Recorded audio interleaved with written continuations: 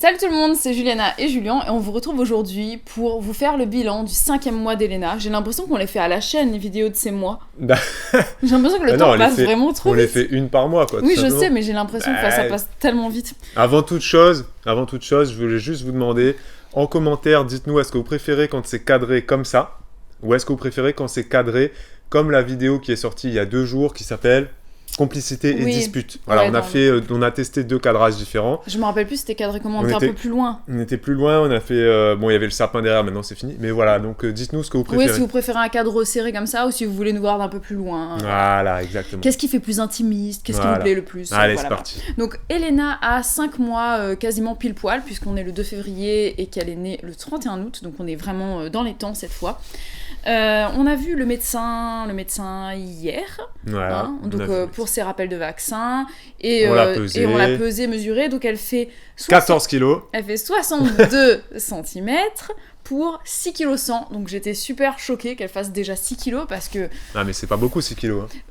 Non, mais elle faisait 4 kg 650. Ouais, mais dites-nous en commentaire si vous vous rappelez. Oui, dites-nous. À 5 mois, combien pèse votre bébé? Je suis sûr qu'il y en a qui doivent faire déjà presque 9 voire 10 kilos, quoi. Exagère pas 10 je suis sûr. Je suis sûr qu'on aura en commentaire des 10 kilos. Dites-nous, voilà, c'est les mensurations de votre bébé à 5 mois. On est curieux. Il y en a quand ils naissent, naissent, ils font 5 kilos. Hein. Oui, mais je sais, moi je faisais 4 kilos déjà. Voilà pour le poids. Donc dites-nous un petit peu. On va essayer d'être un petit peu plus structuré que d'habitude. On va d'abord parler du sommeil d'Elena. Le plus simple, c'est de commencer par les siestes. La journée, elle fait 3 siestes. Voilà. Donc elle a toujours 3 siestes. Ouais. Après, les durées de sieste sont irrégulières. Ça peut être de 30 minutes à 3 heures. Voilà.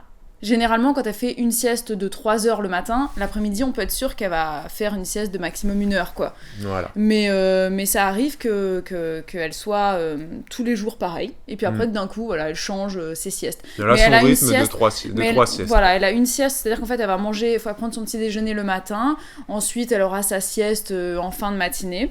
Elle aura une sieste l'après-midi qui généralement est plus longue et la sieste le soir avant son dîner. Voilà pour sa routine. On parlera plus précisément des horaires quand on va parler de l'alimentation. Et pour la nuit, elle a 12 heures. Pour la nuit, elle a 12 heures. Généralement, elle prend son dernier biberon vers 8h30, 9h. Et ensuite, elle dort direct après, genre 9h15, elle est au lit. Ouais. Et elle se réveille donc vers 8h30, 9h le lendemain matin. Voilà. Mais... Enfin, pour manger. Parce qu'elle ne mange plus la nuit maintenant, ça y est. Mais par contre, elle se réveille des fois toutes les heures. Ouais. Voilà. Maman est les heures. Très contente, papa aussi. Hein. Ouais. On se réveille donc beaucoup la nuit pour aller la voir. On essaye pour la calmer de la mettre dehors dans le froid, mais ça marche pas. Mais elle crie encore plus fort. Je suis vraiment curieuse de savoir un petit peu vous comment ça se passe. Enfin, quand votre bébé a commencé à faire ses nuits, à ne plus manger la nuit, est-ce que ça a été... est-ce que votre bébé ne se réveillait plus du tout? Ou alors est-ce qu'il avait quand même besoin que vous veniez le voir et tout? Qu'est-ce que vous faisiez? Comment vous en sortiez? Parce que nous, en fait, ce qu'il y a, c'est que je pense qu'elle pleure la nuit parce qu'elle a perdu sa tétine et qu'elle a besoin aussi de sentir qu'on n'est pas loin. Parce que Elena dort dans son lit. Elle dort dans son lit, dans sa chambre, depuis qu'elle a 3 mois et demi. Donc ça, il n'y a aucun problème. Toutes ses siestes, toutes ses nuits, c'est dans son lit du début à la fin. Par contre, elle réclame qu'on vienne la voir pour lui mettre sa tétine, lui faire un guili. Quand c'est papa, des fois ça marche pas. Et quand c'est maman, ça marche à chaque fois, mais au bout d'1 heure, il faut revenir. Donc ça dépend. Il y a des nuits où ça se passe un peu plus. On sait pas trop pourquoi. On a déjà essayé de la laisser pleurer la nuit. Vite fait. En fait, ça ne fonctionne pas parce que elle s'étouffe dans ses pleurs. Hein. C'est vraiment la crise de larmes si on vient pas. Donc plus vite on vient, plus vite elle se rendort. Donc, voilà, la nuit dernière, elle s'est réveillée que 3 fois. Ouais. Et il y a des nuits vraiment où c'est toutes les heures. Toutes les heures. Voilà pour le sommeil. Donc dites-nous un petit peu comment ça se passe vous, les amis. Vous. Faites-nous rêver. Ouais, faites-nous rêver. Ah oui. Ou pas, dites-nous que c'est pire chez vous. Alors l'alimentation. Là, c'est très régulier, c'est très réglé, c'est très précis. Ouais. Donc, petit rappel, si vous ne l'aviez pas suivi pour la vidéo des 4 mois d'Elena, on fait du tir-allaitement. Tu fais. Moi, je tire rien du tout. Non, mais on fait, elle et moi, nous, tous, on est une famille, on fait tous ensemble, quoi, bref. Donc, on tire notre lait avec notre petit tire-lait. Voilà, donc ça fait depuis qu'elle a 3 mois et demi qu'on fait ça, hein, et puisqu'elle refuse le sein, j'essaye, des fois le matin, ça lui arrive qu'elle ait quand même envie de prendre le sein, mais c'est de plus en plus rare. Hein. Oui. Voilà, maintenant, c'est vraiment du tir-allaitement, donc elle a 4 biberons par jour de 180 millilitres. Tout à fait. Très précis. Le matin, il y a 3 biberons. Et c'est pas 182, hein, ok? Non, c'est pas vrai, des fois c'est 180. pas 178 c'est non plus. Minimum 180, maximum 200 en fonction. Donc je lui donne 180 le matin avec 2 cuillères à café de céréales dans son biberon. Voilà, ça c'est le matin, 8h30, 9h. Ensuite, vers 13h, midi et demi, 13h, elle prend un biberon de 180 et un petit peu de purée. Parce qu'on a introduit les pots. Donc, commence à faire les petits pots, donc, voilà, des pots de légumes et de fruits. Voilà, donc on fait nous-mêmes dans le baby cook qu'on a. Ou qu'on achète en bio. De préférence, on préfère acheter du bio. Donc le midi, ça va être quelques cuillères de légumes avec ensuite son biberon de 180. Ensuite, vers 17h, elle prend un biberon de 180 avec un petit peu de compote sucrée. Voilà. Il y a un petit peu. Et le midi, c'est salé. Faut avoir le classique, quoi. Voilà. Midi comme salé, tout le monde, quoi. 4 heures sucré, bon. Et puis, on pourrait faire l'inverse, hein, mais... vers 20h, on lui donne son bain. Voilà. 19h30, 20h, et après 21h. Et après, vers 20h30, 21h, elle prend son biberon du soir. Et là, par contre, c'est du lait en poudre qu'on lui donne. Donc, on a introduit le lait en poudre au 5e mois. Donc, le lait en poudre qu'on lui donne 150 ml, plus 2 cuillères à café de céréales. Et ça la tient bien. Ça lui tient bien le corps. Jusqu'à le lendemain. Le lendemain matin. Et voilà, on a fait ça. Donc, je vite fait quelques mots par rapport à mon tir allaitement, puisque j'ai des questions qui m'ont été posées à ce sujet-là. C'est que je tire mon lait à peu près toutes les 4 heures. Ouais. La nuit, je tire que à 5h du matin, à peu près. Et je ne stérilise pas mon tire-lait à chaque fois, en fait. Je le fais une fois par jour. Là, tu le mets au frigo. Je le mets au frigo, en fait. Donc, voilà. Du coup, il n'y a pas de problème. Mais je le lave une fois par jour. Et puis voilà, pour l'instant, j'ai suffisamment de lait pour elle. J'ai même un petit peu... En fait, je lui donne un biberon de lait en poudre le soir parce que j'avais pas suffisamment de mon lait. Mais ça commence à augmenter ma quantité, donc du coup je vais commencer à stocker un biberon par jour comme je peux, et dès que j'en aurai suffisamment pour qu'elle prenne que mon lait, et ben je pense qu'on retirera le lait en poudre. On verra en fait comment ça va se passer. Là c'est vrai qu'elle a une production en ce moment qui est pas mal, donc elle arrive à congeler assez souvent. Voilà, donc j'essaie de... Parce que tant que je peux lui donner mon lait, je préfère lui donner mon lait. Mais pourquoi t'as parlé de stérilisation, il y a quelqu'un qui m'a demandé si je stérilisais à chaque fois. Ouais, mais à chaque fois c'est infernal. Ouais, c'est infernal. Mais non mais ça sert à rien de stériliser, comme pour les biberons. Stérilisez pas les biberons, on les lave. Ça se fait plus maintenant de stériliser les biberons. Je pense que c'était à l'époque où il y avait des plastiques toxiques, des trucs comme ça, quoi. Là, tu le tire-lait au frigo, je pense que c'est bien. Oui, moi c'est ce que je fais, il y a plein de gens qui le font, ça fonctionne très bien. Ensuite, donc pour ce qui est des petits pots, on avait décidé d'attendre qu'elle soit prête. Et elle nous a montré des signaux qu'elle était prête. C'est-à-dire que quand on mange, elle nous regarde. La cuillère. Elle nous regarde et maintenant elle mâche carrément, quoi. Elle nous regarde et elle mâche et elle tend la main pour essayer d'attraper. Et quand je mange une pomme, et ben elle tend sa bouche comme ça. Elle lèche la pomme. Elle lèche un peu tout ce qu'on... Et vraiment... Donc là-dessus, elle était prête, donc on a commencé à... D'abord, on a donné au doigt. Tu sais, je mettais comme ça. Et pourquoi on a donné au doigt ? Parce que moi, j'avais lu dans plusieurs magazines, où j'avais sûrement dû voir aussi à la télé, dans les maternelles ou quoi, que les gens... Il y a beaucoup de psys qui disent que la cuillère, c'est le traumatisme de la cuillère, de donner la cuillère à l'enfant tout de suite, tu sais. Donc il y a plein de gens qui conseillent... Et je crois que la raison, c'est parce qu'en fait, le bébé a le réflexe de déglutition que quand il tète. Au début. Ah, peut-être. Donc quand on lui met la cuillère, en fait, donc c'est vrai moi, je lui ai dit, donne-lui on lui va lui donner avec le doigt, mais en fait, on s'est très vite rendu compte que doigt ou cuillère, c'est pareil. Ouais, c'est-à-dire que en fait, ce qu'elle faisait au début, parce que je sais que ça stresse beaucoup de parents, au début, elle mettait quand on lui donnait un aliment, elle le laissait sur sa langue, et elle faisait... Ah oui. Ah oui, elle était comme ça. Et puis après, elle le poussait dehors de sa bouche. Elle n'arrivait pas à déglutir. Et à un moment donné, des fois, j'avais l'impression que ça allait l'étrangler. Elle était pas bien, elle était pas à l'aise avec ça dans sa bouche. Elle savait pas quoi faire avec. Et au fur et à mesure, en fait, toute seule, elle a appris. Et maintenant, elle prend vraiment la cuillère. Elle prend vraiment. Et elle ouvre la bouche et elle attend qu'on lui redonne. Donc après, c'est pour les trucs qu'elle aime le plus. Hein. Le sucré, par exemple. Mais voilà, sûr, donc ça se passe de mieux en mieux. On lui donne pas une quantité précise, en fait. Je lui donne tant qu'elle veut. Et puis quand elle veut plus, on passe au biberon. Et puis voilà. On le sait quand elle veut plus. Et elle arrive maintenant à bien mâcher. Enfin, pas à mâcher, mais à déglutir. À faire fondre dans sa bouche et avaler ensuite. Avec une fois, Bibo, elle avait fait un petit pot de pommes. Et puis c'était un peu mal mixé. Pourtant, c'est cuit, donc tu te dis... Et elle a eu, je pense qu'elle a eu un peu... un tout petit bout qui l'a gêné et tout, elle a commencé à faire... Alors moi j'ai fait une petite tape dans le dos comme ça, et puis elle a fait... Puis elle l'a avalé comme ça. Donc faites attention si vous faites des petits pots, toujours même si vous le faites bien, avec un appareil qui est fait pour ça, vérifiez bien que ce soit le plus lisse possible. Et concernant même si c'est cuit, on se dit mais si c'est cuit c'est bon, ça passe, mais des fois attention aussi. Voilà. Mais vraiment concernant le baby cook, moi ce que j'ai remarqué c'est que il faut pas laisser tout l'eau qui est dedans quand vous mixez. enlever un peu d'eau parce que ça permet que ce soit beaucoup plus lisse en fait. Voilà. Voilà pour ça. Astuce. On passe à l'éveil maintenant. À l'éveil. Elle est apparemment, d'après les gens de notre entourage, même la nounou nous l'a dit, assez précoce. Si, c'est vrai, les gens nous disent qu'elle est très très éveillée. Ne lui fais pas trop de compliments tout de suite. Non, après, elle va se prendre pour une princesse. C'est pas un compliment. Et après, on va être dans la merde. Non, elle est comme tout le monde, et puis c'est tout. Elle est très tonique. Non, elle est extrêmement tonique en fait. Elle est très très vive. Très active. Et en fait, on l'a vu. Donc, je sais pas si vous suivez nos vlogs. On a une chaîne de vlogs en fait. Juju Baby, elle s'appelle. On fait des vlogs tous les jours. Donc, voilà, si vous avez envie d'aller voir, le lien est dans la barre d'infos. N'hésitez pas à aller voir. Et sur la chaîne de vlogs, c'est vrai que vous la voyez comment elle bouge, etc. Oui, on voit comment elle s'éveille. En fait, c'est assez hallucinant. On dirait un peu, on dirait pas une larve, on dirait une. Justement, on dirait pas une larve quand elle est sur le ventre. On dirait, je sais pas quel animal, tu sais. Mais mais elle arrête pas de bouger, tu sais. Ouais, je sais pas. Elle arrête pas de bouger tout le temps. Et c'est vrai que ce qui est marrant, c'est qu'on l'a mise chez la nounou. On en parlera plus tard. De toute façon, on a fait une vidéo, il y a un vlog où on la voit quand on l'emmène chez la nounou.